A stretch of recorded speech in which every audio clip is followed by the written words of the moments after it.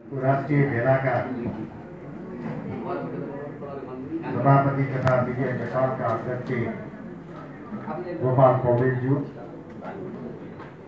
राष्ट्रिय प्रजातन्त्र पार्टीका वरिष्ठ नेता पूर्व मन्त्री दीपक बोहराज्यू, पार्टीका नेता नेपालगञ्ज उपमहानगरपालिकाका मेयर डाक्टर धवल शमशेर राणाज्यू, पार्टीका विभिन्न तहका साथीहरू, प्रगतिशील पत्रकार मंचका अध्यक्ष, संविधान सभाका सदस्य विनोद पहाडीज्यू लगायत विभिन्न संचार जगतसँग सम्बन्धित संघ संस्थाका प्रतिनिधि साथीहरू, यस भेलामा उपस्थित हुनुभएका मीडिया नेपालका प्रतिनिधि साथीहरू र पत्रकार साथीहरू, मीडिया नेपालको यो महत्त्वपूर्ण र ऐतिहासिक राष्ट्रिय भेलामा उपस्थित हुन पाउँदा मलाई अत्यन्तै हर्ष र गौरवको अनुभव भइरहेको छ। यो अवसर दिनुभएकोमा मीडिया नेपाल परिवारप्रति हार्दिक आभार प्रकट गर्न चाहन्छु। मीडिया नेपाल स्थापना भएको धेरै लामो समय भएको छैन। करिब 5 वर्षकै अवधिमा अत्यन्तै प्रतिकूल परिस्थितिका बावजुद मीडिया नेपाल देशभरिका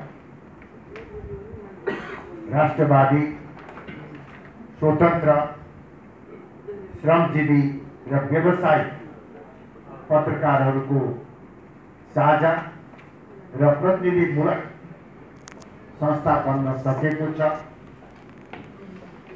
छोटो समयमा नै देशका विभिन्न जिल्लाहरूमा शाखाहरू स्थापना गरेर धेरै ठूलो संख्यामा पत्रकार साथीहरूलाई संगठित गरेको छ। म यस अवसरमा मीडिया नेपालका अध्यक्ष गोपाल पौडेल र मीडिया नेपालका सम्पूर्ण केन्द्रदेखि जिल्ला तहसम्मका पदाधिकारी र सदस्यहरूलाई बधाई र धन्यवाद दिन चाहन्छु। मीडिया नेपालसँग आबद्ध रहनुभएका पत्रकार साथीहरू गौरवशाली हुनुहुन्छ, किनभने तपाईहरू यस्तो संस्थाको प्रतिनिधि हुनुहुन्छ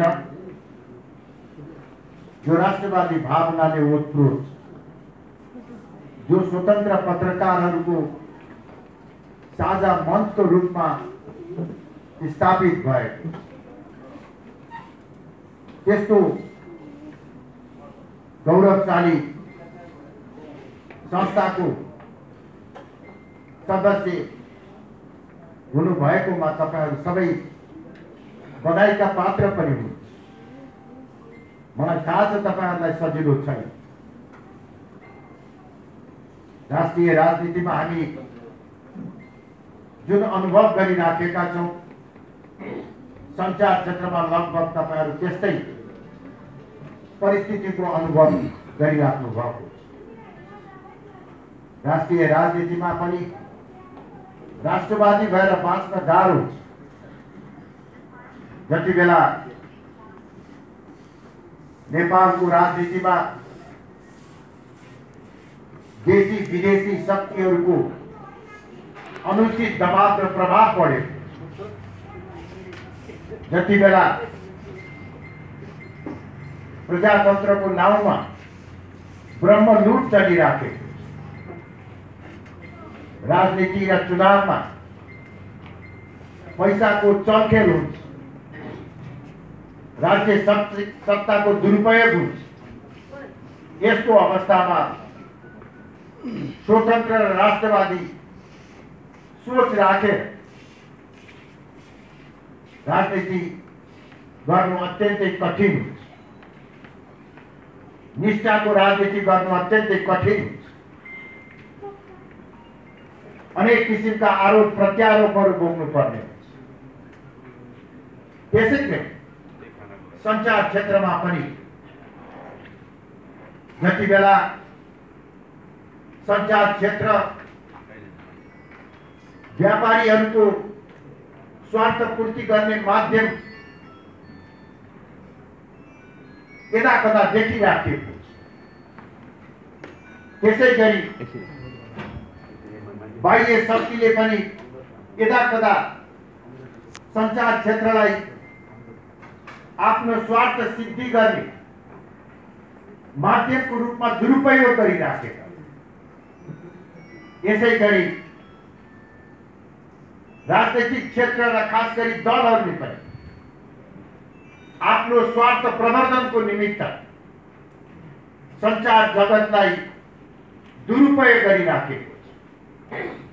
त्यस्तो अवस्थामा त्यो दुरुपयोगबाट जोगिएर स्वतन्त्र र राष्ट्रवादी अडान राखेर बाँच्न सञ्चार जगतमा पनि ठुलो कठिन र चुनौती छ भन्ने कुरा हामी प्रष्ट रूपमा देखिराखेका।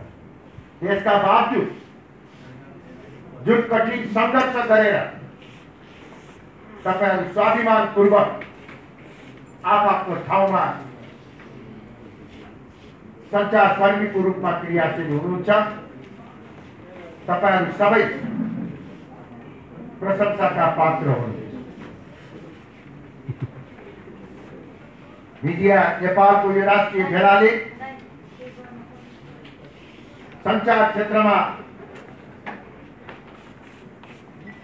प्रेस स्वतन्त्रता, अभिव्यक्ति स्वतन्त्रता को साथसाथै प्रजातन्त्र र राष्ट्रियताको संरक्षण र संवर्धनमा पनि कसरी महत्त्वपूर्ण भूमिका खेल्न सकिन्छ भन्ने बारेमा छलफल हुनेछ र यस राष्ट्रिय भेलाले यस दिशामा महत्त्वपूर्ण सुझावहरू, निर्णयहरू दिनेछ भन्ने आशा र विश्वास लिएको छु। त्यसका निमित्त तपाईहरु सबैलाई मेरो हार्दिक शुभकामना। सञ्चार क्षेत्र वा प्रेस राज्यको चौथो अङ्ग भनेर हामी चिन्दछौँ। वैधानिक रूपमा व्यवस्थापिका, कार्यपालिका, न्यायपालिका संवैधानिक अङ्गका रूपमा संवैधानिक अङ्ग नभए तापनि यी तीन अङ्ग पछिको चौथो अङ्ग भनेको सञ्चार जगत नै र प्रजातन्त्रको मेरुदण्ड जसरी न्यायपालिका, कार्यपालिका र व्यवस्थापिका हुन्, त्यसै गरी सञ्चार जगत पनि। सञ्चार जगत बलियो भयो भने मात्रै प्रजातन्त्र बलियो हुन्छ, जनताको अधिकार सुनिश्चित हुन्छ। त्यस क्रममा विगतमा नेपालको सञ्चार जगतले महत्त्वपूर्ण भूमिका खेलेको। प्रजातन्त्र प्राप्तिको निमित्त, जनताको अधिकारलाई सुनिश्चित गर्नको निमित्त, भ्रष्टाचार मुक्त समाज कायम गर्नको निमित्त, सुशासनको प्रत्याभूति दिनको निमित्त नेपालको सञ्चार जगतले पहरेदारको रूपमा भूमिका निर्वाह गरेको। त्यसको हामीले उच्च मूल्याङ्कन सहित प्रशंसा गर्नुपर्छ। यद्यपि सञ्चार जगत समस्या मुक्त छैन र मेरो दृष्टिकोणमा वर्तमान नेपालको सञ्चार जगत तीनवटा प्रमुख चुनौतीहरूको सामना गरिराखेको छ। पहिलो, व्यापारिक स्वार्थको चुनौती। अहिले ठुला ठुला संचार गृहहरू खडा भएका, ती संचार गृहका मालिक व्यापारीहरू छन्। उनीहरूले आफ्नो संचार गृहलाई आफ्नो व्यापारिक स्वार्थ परिपूर्ति गर्नका निमित्त प्रयोग दुरुपयोग गर्न सक्ने सम्भावना जहिले पनि रहेको। त्यो व्यापारिक स्वार्थको अगाडि संचारकर्मी, पत्रकार, सम्पादकहरूले यदाकदा सम्झौता गर्नु परेको हामीले टर्काहरू देखेका। कैयौं स्वाभिमान पत्रकारहरू संचार गृहका मालिकहरूको अनुचित व्यापारिक स्वार्थ परिपूर्ति गर्न नसक्दाखेरि संचार गृहबाट अलग भएका थुप्रा उदाहरणहरू छन्। केही स्वाभिमान पत्रकारहरू पैसासँग आफ्नो इमान साट्न नचाहँदाखेरि जागिरबाट, पेसाबाट हात धुनु परेका उदाहरणहरू छन्। यो व्यापारिक स्वार्थ एउटा प्रमुख चुनौती हो भने अर्को चुनौती राजनैतिक दलहरूको स्वार्थ। संचार जगतलाई आफ्नो अनुकूल परिचालन गर्नको निमित्त राजनैतिक दलहरूले संचारकर्मीहरूलाई प्रयोग दुरुपयोग गर्ने गर्दछ र कतिपय संचारकर्मीहरू पनि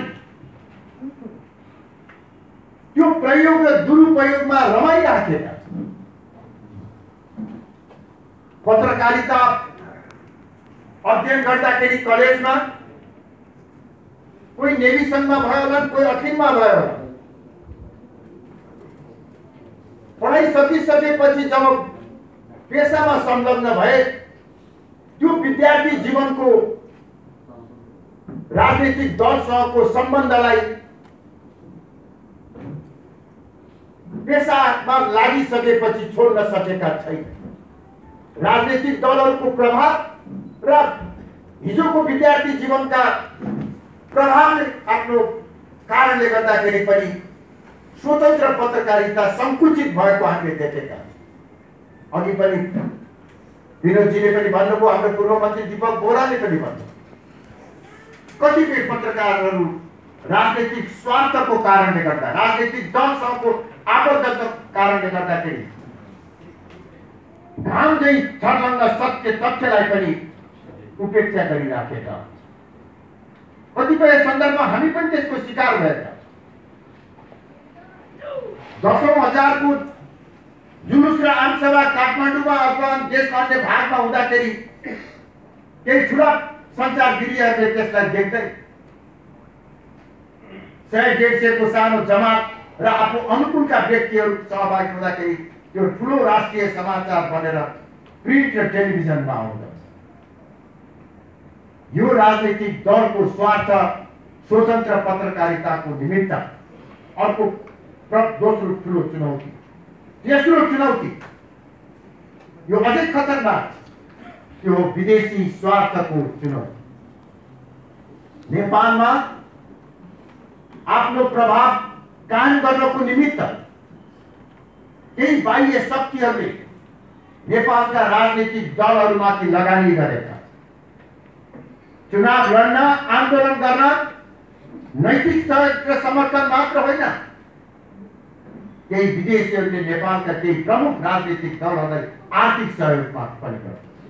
राजनीतिक दल मात्र होइन, आफ्नो स्वार्थ प्रवर्धन गर्ने क्रममा नागरिक समाज, बुद्धिजीवी वर्ग र आम सञ्चार क्षेत्रमा पनि बाह्य शक्तिहरूको लगानी। कतिपय सञ्चारकर्मीहरू आफ्नो राष्ट्रिय स्वाभिमानलाई बिर्सेर बाह्य शक्तिहरूको हित सम्वर्धनमा लागेका पनि केही उदाहरणहरू हामीले देखेका छौँ। यी चुनौतीहरूबाट जोगाएर नेपालको राष्ट्रिय सञ्चार क्षेत्रलाई, सञ्चार उद्योगलाई जोगाएर राख्नु नै अहिलेको सबैभन्दा महत्त्वपूर्ण दायित्व हो। सञ्चार क्षेत्रका अग्रणी संस्था र व्यक्तिहरू यस कार्यमा मिडिया नेपालले उदाहरण बन्नुपर्छ। तपाईहरुले व्यापारिक स्वार्थ, राजनीतिक दलको स्वार्थ र बाह्य स्वार्थबाट जोगिएर स्वतन्त्र, निष्पक्ष र राष्ट्रवादी पत्रकारिताको विकासमा निरन्तर जोड दिनुपर्छ। अहिले कमजोर जस्तो देखिए तापनि अन्ततः यही मान्यताले राष्ट्रिय मूलधारमा स्थापित हुने। स्वाभाविक रूपले वैचारिक रूपमा मिडिया नेपाल राप्रपासँग निकट वैचारिक रूप, तर राप्रपाको अध्यक्षको नाताले म मिडिया नेपालका अध्यक्ष गोपाल पौडेलजी लगायत तपाईहरु सबलाई भन्न चाहन्छु कि तपाईहरुले आफ्नो व्यवसाय र पेशा गर्दा, पत्रकारको रूपमा काम गर्दाखेरि आफू आबद्ध रहेको राप्रपाकै दबाव र प्रभाव भन्दा पनि माथि उठेर स्वतन्त्र पत्रकारितालाई, पेशागत पत्रकारितालाई कार्यान्वयन गर्नुपर्दछ। त्यो गर्न सक्नुभयो भने मात्रै तपाईहरु एउटा राष्ट्रवादी स्वतन्त्र पत्रकार हुन सक्नुहुन्छ र त्यसमा राप्रपाले गर्व गर्दछ। राप्रपाको केही समाचार सम्प्रेषणको निमित्त मात्र होइन, मुलुकको बृहत्तर हितका निमित्त तपाईहरु स्थापित हुनुभयो भने त्यसले हामीलाई गौरवान्वित तुल्याउँदछ। त्यस दिशातर्फ तपाईहरुको ध्यान जाओस् भन्ने म कामना समेत गर्न चाहन्छु। आज अहिले हामीले यो कार्यक्रम गरिरहँदा सम्भवतः काठमाडौँमा एउटा महत्त्वपूर्ण कार्यक्रम सँगसँगै भइरहेको हुनुपर्छ। हामीले पूर्व जानकारी पाए अनुसार आज नेपाल सरकार र नेपाल कम्युनिस्ट पार्टी विप्लव समूहका बीचमा भएको सम्झौतालाई सार्वजनिक घोषणा गरिरहेछ। एउटै मञ्चबाट प्रधानमन्त्री केपी ओली र नेकपाका हिजोसम्म प्रतिबन्धित नेपाल कम्युनिस्ट पार्टीका नेता महासचिव नेत्र विक्रम चन्दले सम्बोधन गर्दै हुनुहोला भन्ने मैले अनुमान गरेको छु। नेपाल सरकार र नेकपा विप्लव समूहका बीचमा भएको सम्झौता राष्ट्रिय प्रजातन्त्र पार्टी अत्यन्तै सकारात्मक रूपमा लिन्छ। आफ्ना सबै माग र समस्याहरूको समाधान संवाद र शान्तिपूर्ण राजनीतिको माध्यमबाट गर्ने, हिंसा परित्याग गर्ने नेपाल कम्युनिस्ट पार्टी विप्लव समूहको निर्णयको राष्ट्रिय प्रजातन्त्र पार्टी स्वागत गर्छ र साथसाथ चाँडोभन्दा चाँडो धेरै थोरै जति छ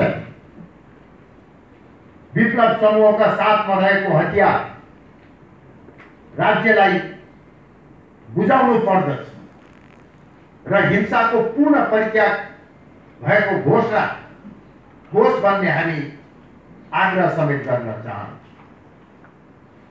राष्ट्रिय प्रजातन्त्र पार्टी त्यो पार्टी हो जसले झन्डै विगत 2 वर्षदेखि विप्लव समूहलाई राष्ट्रिय राजनीतिको मूलधारमा लिएर आउनु पर्दछ। सबै नेपाली अट्ने राजनीतिक प्रणाली नै नेपालको दीर्घकालीन हितमा हुन्छ, शान्ति र स्थायित्वको पक्षमा हुन्छ भन्ने राष्ट्रिय प्रजातन्त्र पार्टीको दृढ मान्यता। कसैलाई पनि निषेध गरेर शान्ति र स्थायित्व प्राप्त हुन सक्दैन। शान्ति र स्थायित्व प्राप्त भएन भने प्रजातन्त्रमाथि जहिले पनि खतरा हो। यही वास्तविकतालाई दृष्टिगत गर्दै राष्ट्रिय प्रजातन्त्र पार्टी राज संस्थादेखि विप्लवसम्म अटाउने नेपाली परिवेश अनुकूलको मौलिक प्रजातान्त्रिक प्रणालीको विकास हुनुपर्दछ भन्ने र त्यो सम्भव छ भन्ने धारणा राख्दै आए। अहिले विप्लवलाई राष्ट्रिय राजनीतिको मुद्दामा ल्याउने प्रयास सकारात्मक। साथसाथै म यो पनि आग्रह गर्न चाहन्छु, नेपाल सरकार, नेपाली कांग्रेस, नेपाल कम्युनिस्ट पार्टी, जनता समाजवादी पार्टी र अन्य राजनीतिक दलहरूलाई पनि यदि तपाईहरु नेपाल र नेपाली जनताको हित चाहनुहुन्छ भने, देशमा शान्ति र स्थायित्व कायम होस् भन्ने चाहनुहुन्छ भने, शान्ति र स्थायित्वको धरातलमा, प्रजातन्त्रको धरातलमा यो मुलुकको द्रुत आर्थिक विकास र नेपाली जनताको समृद्धि होस् भन्ने चाहनुहुन्छ भने, राज संस्थादेखि विप्लव माओवादीसम्म र सबै राजनीतिक दल र शक्तिहरू विचारहरू अटाउने राजनीतिक प्रणाली निर्माण गर्ने बारे बहस प्रारम्भ गरौं भन्ने म आग्रह गर्न चाहन्छु। वास्तवमा वर्तमान सरकार, केपी ओली नेतृत्वकै सरकारले केही समय अघि पृथकतावादी आन्दोलन गरिरहेको सीके रावतलाई पनि शान्तिपूर्ण राजनीति र राष्ट्रिय राजनीतिको मूलधारमा लिएर आए। अहिले विप्लवलाई लिएर आए, यो स्वागत योग्य छ। अब बाँकी रहेको राज संस्थालाई पनि निषेध नगर, सबै नेपाली अट्ने व्यवस्था निर्माण गर्नको निमित्त सर्वपक्षीय गोलमेज सम्मेलन गर। राजाका प्रतिनिधिहरू, विप्लवका प्रतिनिधिहरू लगायत सबै राजनीतिक दलका प्रतिनिधिहरू, नागरिक समाजका प्रतिनिधिहरू भएको सर्वपक्षीय सम्मेलन गरौं र सधैँको निमित्त स्थायी संविधान र स्थायी व्यवस्था कायम गर। 7 दशक भइसक्यो। 2007 सालमा हामी नेपालीले प्रजातन्त्रको पहिलो बिहानी देखेका, तर यो 7 दशकको बीचमा पनि हामीले स्थायी व्यवस्था, स्थायी संविधान निर्माण गर्न सकेका छैनौं। यो पृष्ठभूमिमा सबै नेपाली हकले मौलिक राजनीतिक प्रणालीको विकासमा ध्यान दिनको निमित्तमा आग्रह गर्न चाहन्छु। कतिपय विषय सहमति र समझदारीमा टुङ्ग्याउन सकिन्छ, केही विषयहरू सहमति र समझदारीमा टुङ्ग्याउन सकिएन भने जनताको प्रत्यक्ष अभिमत दिनको निमित्त जनमत संग्रहमा जान सकिन्छ। विप्लव माओवादीले पनि जनमत संग्रहको कुरा उठाए। वैज्ञानिक समाजवाद वा अहिलेको पुँजीवाद मध्ये कुन उपयुक्त हुन्छ जनमत संग्रहबाट निर्णय गरौं भन्ने मेजर विक्रम चन्दले उठाउनु भएको। हामी पनि आग्रह गर्न चाहन्छौं, हिन्दू राष्ट्र र राज संस्था सहितको प्रजातन्त्र कायम गर्ने बारे सहमति र समझदारी कायम गर। यदि त्यस्तो सहमति र समझदारी कायम हुँदैन भने हिन्दू राष्ट्र वा धर्मनिरपेक्षता राज संस्था वा गणतन्त्र भन्ने बारेमा जनतालाई फैसला गर्ने, जनताले गरेको फैसलालाई सबैले मान्ने प्रतिबद्धता व्यक्त गर्ने। यसबाट नेपालमा दिगो शान्ति र स्थायित्वको ढोका खुल्छ। दिगो शान्ति र स्थायित्वको साथै आर्थिक विकास र समृद्धिको ढोका खुल्छ। यसतर्फ ध्यान दिनको निमित्त मिडिया नेपालको यो मञ्चबाट म सबै राजनीतिक दलहरूको, नागरिक समाजको र सञ्चारकर्मी मित्रहरूको पनि ध्यान आकर्षित गर्न चाहन्छु। अब म धेरै लामो समय लिइराख्न चाहन्छु। राष्ट्रिय प्रजातन्त्र पार्टी अहिले आफ्नो महाधिवेशनको तयारीमा युद्ध स्तरले जुटेको छ। राष्ट्रिय प्रजातन्त्र पार्टीको एकता महाधिवेशन आगामी 2078 साल वैशाख 25 गतेदेखि काठमाडौँमा हुँदैछ। गत वर्ष तत्कालीन राप्रपा र राप्रपा संयुक्तका बीचमा एकता भएको, देशलाई एउटा बलियो राष्ट्रवादी प्रजातान्त्रिक शक्ति उपलब्ध गराउने उद्देश्यका साथ त्यो एकता कायम गरेका। तर पार्टी एकीकरण भएको केही दिन बिता नबित्दै कोरोनाको महामारीमा हामी सबै परे, सिङ्गो विश्व कोरोनाको चपेटमा परे। हाम्रो देश पनि कोरोनाको प्रकोपबाट ग्रस्त रह्यो। त्यसकारण त्यो एकताको सन्देश हामीले देशभरि पुर्याउन सकेका थिएन।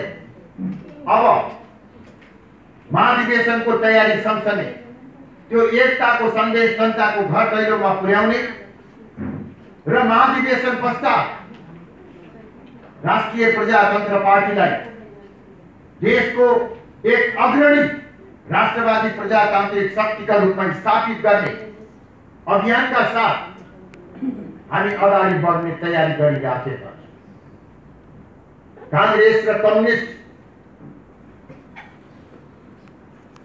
अहिलेको अवस्थामा असफल प्रमाणित भएका, जनताले विकल्प खोजिराखेका, त्यो विकल्प बन्न सक्ने क्षमता अहिलेको अवस्थामा मैले बढाई चढाई गरेर भनेको होइन, दम्भ गरेर भनेको होइन, राप्रपामा मात्रै।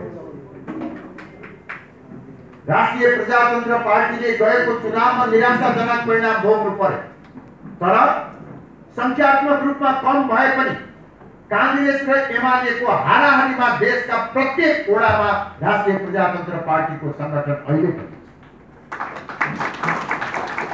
वैचारिक रूपमा साथै भन्यो भने कांग्रेसको विकल्प कम्युनिस्ट पनि हुन सक्दैन, वा कम्युनिस्टको विकल्प कांग्रेस पनि हुन सक्दैन।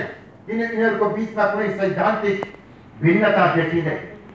साथै एकछिन गौर गरेर हेर्नुहोस् त, पार्टीको नाम फरक होला, चुनाव चिन्ह फरक होला, नेता फरक होला, तर यो गएको 14 वर्षमा 3 पटक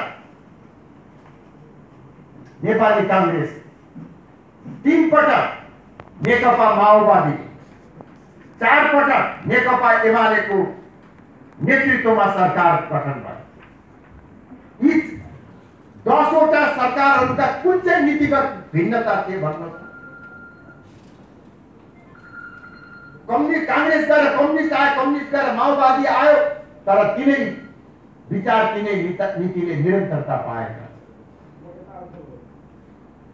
त्यस कारणले गर्दाखेरि वैचारिक रूपमा कांग्रेस र कम्युनिस्टको भिन्नता छैन। त्यसर्थ कांग्रेस र कम्युनिस्ट दुवै असफल भएका छन्। अहिलेको असफलता केवल कांग्रेसको मात्र होइन, केवल कम्युनिस्टको मात्र होइन, यी दुवैको असफलता 62-63 पछि अवलम्बन गरिएको मार्गचित्रको असफलता। यसको विकल्पमा वैचारिक रूपमा कोही संगठन प्रस्तुत भएको छ भने त्यो राष्ट्रिय प्रजातन्त्र पार्टी मात्र। त्यसैले राप्रपा लामो अनुभव भएका, तर इमान र जमान भएका, अनुभवबाट खारिएका, विदेशीसँग यी प्रतिष्ठाका साथ स्वाभिमानपूर्वक व्यवहार गर्न सक्ने क्षमता भएका व्यक्तित्व पाउँथे। यी सबै कारणले गर्दाखेरि हामीलाई पुरा विश्वास छ कि महाधिवेशनपछि राष्ट्रिय प्रजातन्त्र पार्टी देशको एउटा अग्रणी शक्तिका रूपमा स्थापित हुने। यो अभियानमा म संचार जगतको सहयोगको निमित्त अपील गर्न चाहन्छु। केवल मिडिया नेपाल मात्र होइन, अन्य संचार क्षेत्रका संचार संस्थासँग आबद्ध रहेका राष्ट्रवादी, स्वतन्त्र, निष्पक्ष व्यवसाय र पेशा गर्ने पत्रकार मित्रहरूलाई पनि यो अभियानमा तपाईहरुको सद्भाव र सहयोगका निमित्त अपील गर्न चाहन्छु। र अन्तमा फेरि एकपटक मिडिया नेपालको यो राष्ट्रिय भेला पूर्ण रूपमा सफल होस्। मिडिया नेपाल